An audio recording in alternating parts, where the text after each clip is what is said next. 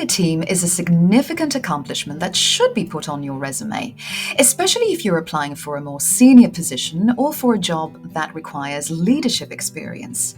So, how do you specifically state that you've led a team on your resume in your job description? Also, how do you navigate resume accomplishments when they were part of a group effort?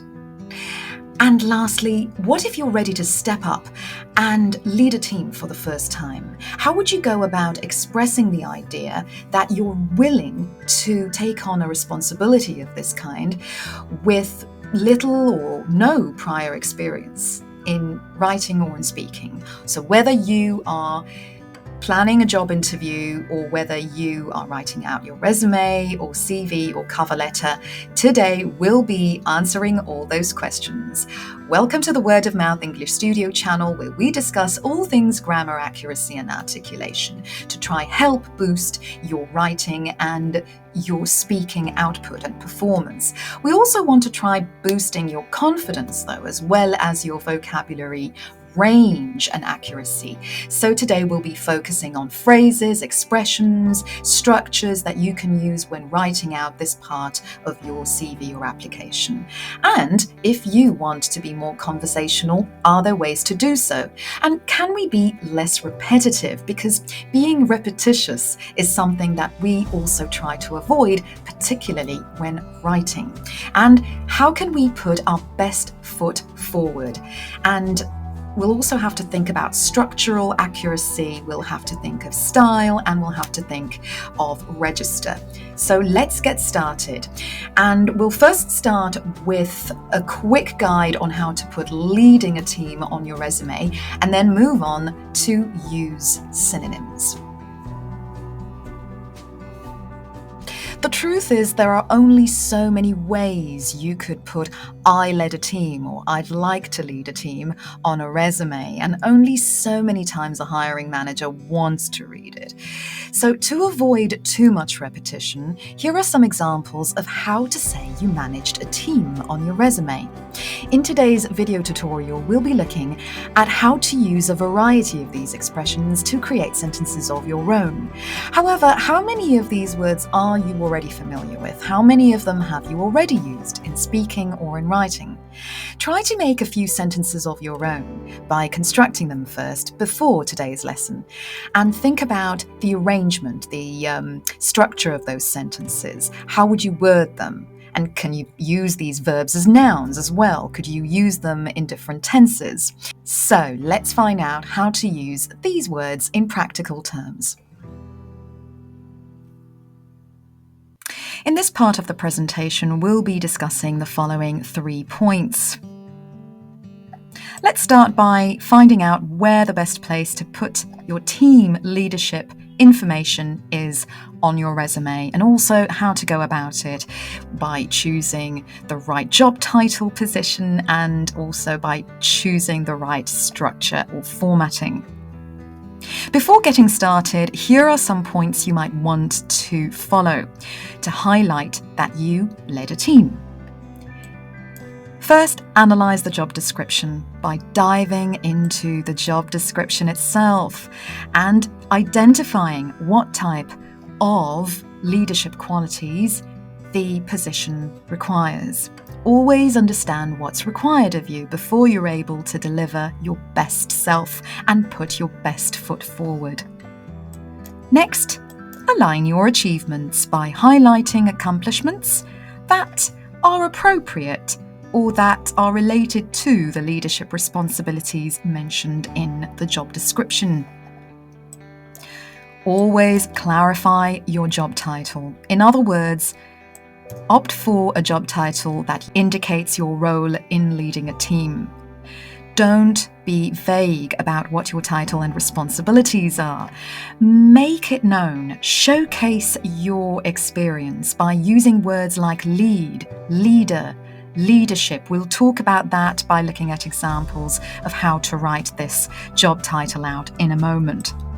Also, don't forget to highlight your leadership accomplishments. We'll be looking at how to do just that very shortly. If you're writing out your work experience section, then that should include bullet points. Bullet points help you prioritize achievements that showcase your leadership qualities by, of course, showcasing results that are quantifiable. As we know, evidence is needed because there's lots of background checks, right?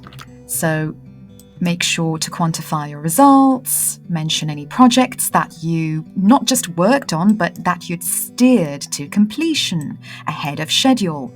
Or perhaps remember to mention instances where your leadership led to a significant increase in team productivity.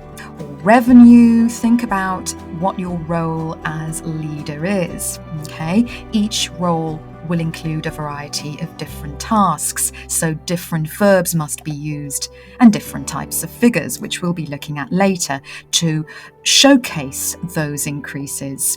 And finally, leverage the resume summary by giving those highlights and prioritizing, in other words, what the most important highlights were. And we can do this by briefly encapsulating your team leadership experiences for greater visibility. In other words, to make these more plain to see, more clear to read, more visible, more noticeable to your future employer. The person who reads your CV must understand at once what your accomplishments are. And this will make it easier for both the reader and it will give you leverage. It will actually benefit you because if you state what your position is clearly, that you've had leadership roles, and you state them in your blurbs, we will look at that in a second, you'll have a greater advantage over others who don't make their position as clear. Here's a question I get a lot from my C1 and C2 proficiency users in class. Do hiring managers prefer the term team lead, or can we use team leader instead? And can we do it in both speaking and writing? Well, the good news is that these two terms are interchangeable. They're frequently used, so go for it. Whether you're speaking or writing, whether in conversation, in a job interview, or whether writing this as part of a resume or as part of a cover letter, or if you're writing this on your LinkedIn social media platform profile, then both are fine. Either is fine. Look at this example. Experienced team lead with nearly a decade of management experience, seeking a full-time position with an established company. That already speaks volumes. It's clear, it's visible, it's noticeable, it's clear to understand, and it's a point. So make sure that this is written as part of your resume, but not in your cover letter, because this is not a full or complete sentence. As we can see, this is part of a bullet point. It starts with an adjective and not with a subject and verb. Okay, so nice, brief, and concise. This is precisely what we're looking for in a resume. The next consideration should be where on your resume to put down your team leadership experience. And the best way to do that is as bullet points in your work experience section of your CV. And of course, bullet points are used to highlight accomplishments related to team leadership. So this particular work experience section is precisely what we're looking for in the ideal candidate, right? It's clear, it's concise, they're in short forms. So basically, these are not full or complete sentences or phrases, since they lack structure, sentence structure. They don't start with a subject followed by a verb. They start with a verb. And here's one word of encouragement. Use these bullet points, okay? Use words such as supervision, mentoring, project management, performance monitoring, and feedback, because these are the key successes that you want to point out. So you've got to use nouns such as feedback and performance monitoring, which is monitoring, of course, which is a verb over here. Okay, management, which is a noun. mentoring, which is a verb, and supervision, which is a noun, but the word supervise can be used instead. Let's have a look at other verbs we can use. So lead becomes led in the past simple. Oversee becomes oversaw in the past simple. Design becomes designed. Mentor becomes mentored. Manage becomes managed. You manage a team or you mentor a team, but you design a system or you boost performance. So these are what we call collocations, that are fixed phrases that you will have to memorize and use. You oversee operations, such as consultations, which is an example. And you can also lead a team. So for teams, if you want to use the word team, you can use mentored team, managed a team, or led a team, okay? But you don't oversee a team, okay? You don't design a team, you don't use these verbs with it. So think about how you would use verbs with the word team, and if not, think of other creative substitutions to make. What should you include in your summary? If you're applying for roles where leading a team is one of the key responsibilities, make sure your leadership experience isn't overlooked. If you want to emphasize your background in leading a team, don't forget to put your resume summary at the top of the page. Okay, so of course, explain your years of experience. That's imperative. But don't include the fact that you've led a team somewhat towards the end of your resume. And here are some action verbs you might recall from the beginning of today's video. How many of them have we already used? I managed a team of 20 plus creatives. I supervised a team. I coached a team. Okay, you don't really organize teams, but you organize operations, you monitor operations, you mentor people. So you can say, I mentored a group of, or I mentored a team of 15 experts. You train people, you advise clients, okay?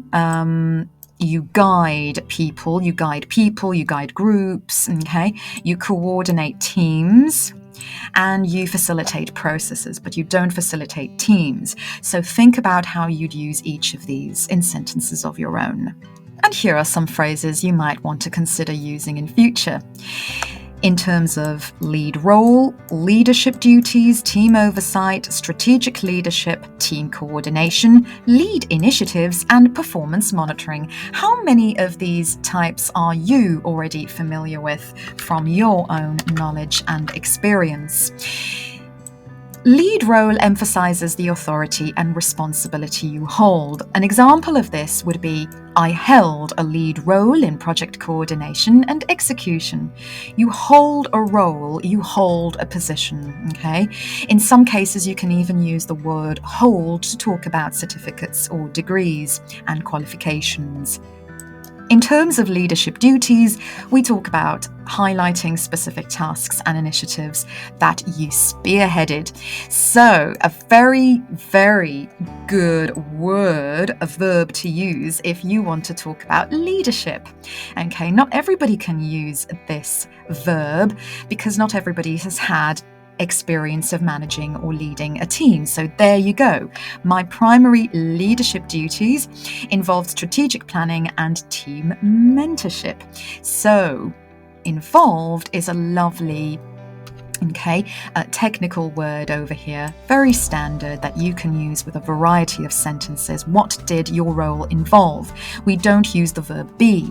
We don't say my duties were strategic planning. Team oversight refers to supervising and guiding team activities. I oversaw the team during the product launch phase would be a very good sentence example here, okay? So this being the past simple of oversee. Strategic leadership defines roles that go beyond managing people and involve perhaps strategic decision making. An example of how to use this word would be this: provided strategic leadership to achieve quarterly targets. Team coordination describes roles where we brought together various team functions or team departments. So, did you do this as part of your past position? Were you in a role where you excelled in team coordination across cross-functional units? So here we pay attention to prepositions and particles and also try to avoid using just or only the word department, but use the word units as well. And excel is a great word to use when you are proficient at something and you go over and above what's expected from you. So if you've excelled in something or excelled at something, you've done so well at it. You're well ahead above the rest, okay? You did exceedingly well, okay? You're proficient in this soft skill.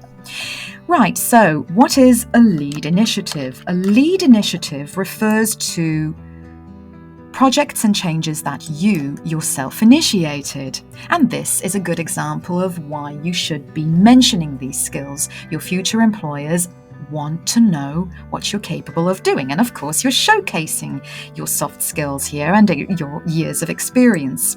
So here's where we use spearheaded. You spearheaded lead initiatives to streamline the communication process. And this is a fantastic C1, C2 expression to use. But what does spearheaded mean? To spearhead means to lead something, such as an attack, really, or a course of action. You could say troops spearheaded the invasion, or perhaps soldiers spearheaded an invasion.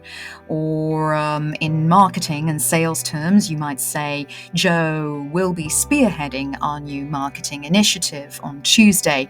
So think about how you'd use it in sentences of your own. Finally, did your last job or any of your positions involve performance monitoring? If they did, then this would suggest your role in tracking and improving team performance.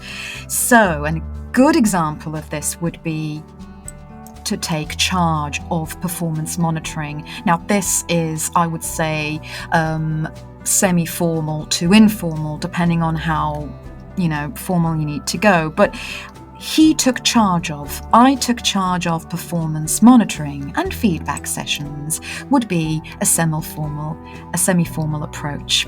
And finally, here are some bullet point example sentences or templates that you can use when explaining that you are leading a team. Have you ever used the term customer service? Do you work or have you worked in customer service? Then, have you supervised a team? How many operators did you supervise? In that case, you'll have to think of the right preposition to use. I supervised a team of 200 operators in the management and daily operations. And also think about highlighting the elements by using figures.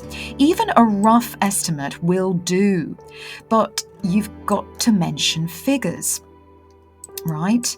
We like evidence, and you've got to put your best foot forward, so make the right impression. If you led a team as a project manager or product owner, it's important to focus on what you did in your role in order to affect the team's performance. How did you affect it? For instance, this candidate says, I improved the project team's productivity by 80% within the first 13 weeks of resumption by, I suppose they meant to say, by authorizing a document that described a performance methodology. So here, what the candidate is trying to achieve is a focus, giving or providing a focus on what their role involved. Again, be clear, use prepositions by 80%, by followed by a gerund, within the first or the last how many weeks or how many months. Talk about duration. That's all impressive. Now, if you led a team of international staff, then it's not exactly the same as bringing people in from outside. So if you lead a team of consultants or external stakeholders, use that experience to emphasize soft skills such as negotiation and organization, or other soft skills, such as providing expertise on creative direction, schedules, budgets, production support, and presentation strategies in this case. So don't forget to use the verbs we discussed today in the past simple. Here are some more examples in context. If you led a sales or customer service team, include sales metrics such as lead generation, that you earned from the team as a whole. So long as you clearly state these actions and what the results were.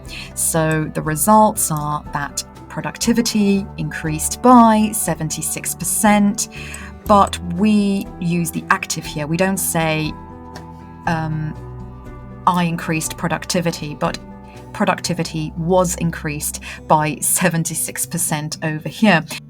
So again, here we use the past simple. I led a 15-member sales team that created a new process that tracked over 10k leads. And again, lead generation and sales metrics must be included. Also, do remember the difference between 15 members and 15-member, which is hyphenated because here we are using this noun as a compound adjective. So it's not 15 members, but I led a 15-member sales team. So the sales team is the noun, and therefore 15-member is an adjective without S. And the same principle, of course, will apply if you lead a team of other types of experts, such as engineers, software developers, or any team that has team-based output. Any accomplishments that belong to your team in general can definitely go on your resume, and afterwards in your job interview, be prepared to speak about what you did in more detail to get those results. Of course, I'm a very result-oriented person, so that's what I like to see in a resume, which processes 1.5 billion transactions daily. What did you do? What was the result achieved? And if you led a team on a specific project, you can still include that as evidence of your team leadership. Just remember to include details about the project in a few lines. Just a couple of lines will be enough. Don't forget scope, purpose, and people involved. We like numbers. So what did you do? You supervised the design for what? What was the result? We have metrics. We have conclusions. We have results. We have figures. And here's another question we often get. What if you haven't ever led a team? If you haven't got this experience, but you want to show that you're willing to do this in future in order to climb the ladder for future prospects. Of course, if you haven't led a team yet, but are applying for team leadership positions, don't forget to include teamwork-based accomplishments that highlight your productivity in a team environment and that highlight your ability to work well with others in a team. That says a lot. So you haven't got the experience, but you're willing to go for it. I collaborated with a team of 22 IT specialists that successfully met 92% of project deadlines in Q1, or Q1 as we say, and mention the specific date. Again, figures are important. When did you do this? When was it achieved? All of these things are essential, even if you haven't yet had experience. And as we said, don't worry if you don't think you have the experience of leading teams. What you do have is experience working in a group, perhaps working as part of a team. Therefore, write about the accomplishments that demonstrate soft skills like teamwork and leadership. That counts for something.